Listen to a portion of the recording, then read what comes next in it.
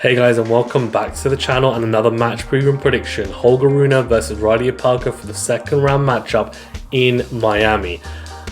Yes, this video is sponsored by Nasal Strips, only joking.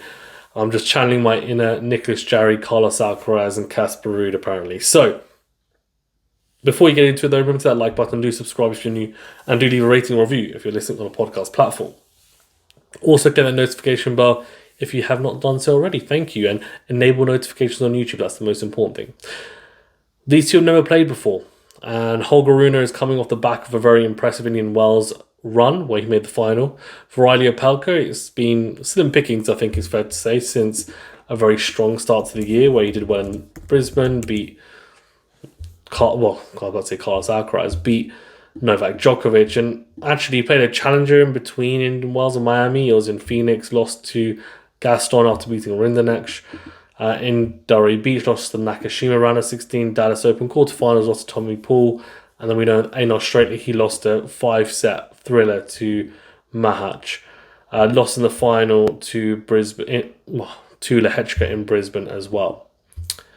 For Holger Rune, as I mentioned, look, big run in Indian Wells, beat Tsitsipas, Medvedev, Greek Sport, Umber, Mute, lost to Jack Draper in the final, who was playing some inspired tennis.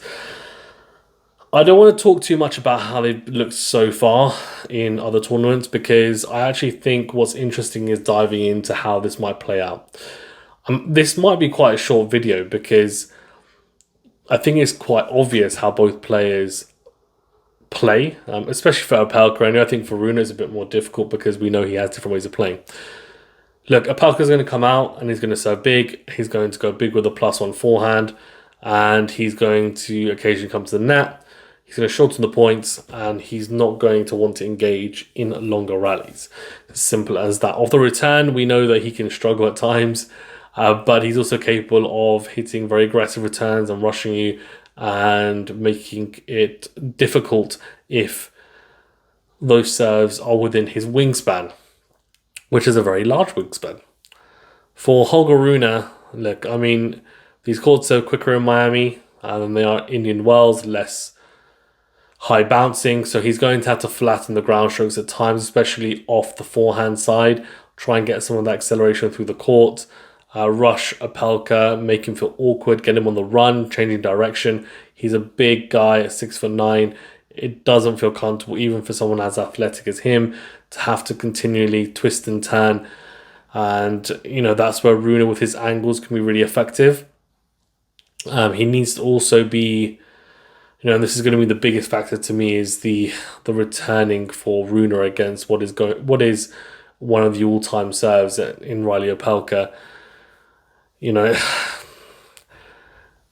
I was not impressed with him against Jack Draper when it came to return quality. I thought it was really poor.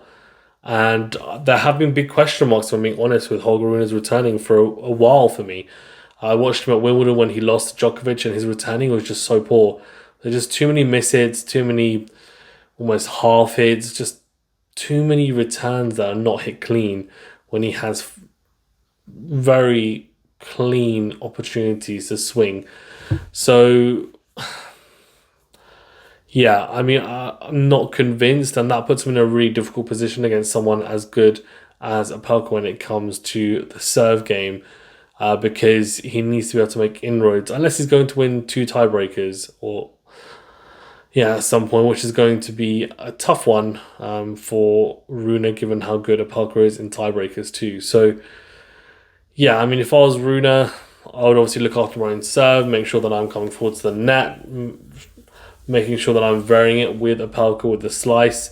On the backhand side, he's 6'9". He doesn't want to have to bend down low constantly on the backhand side, or even the forehand, to some nasty slices.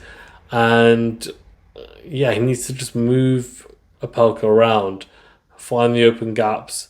And Opelka, as I said, is an athlete, but he's also not as athletic as some of the other players, despite having that wide wingspan that can also help him out, of course, at times.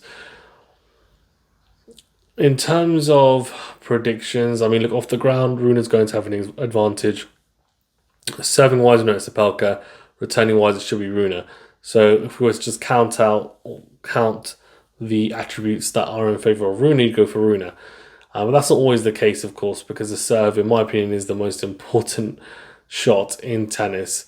And, you know, I think that Rune will get the win. I think he'll be able to problem solve. I think he'll get it in 3 sets.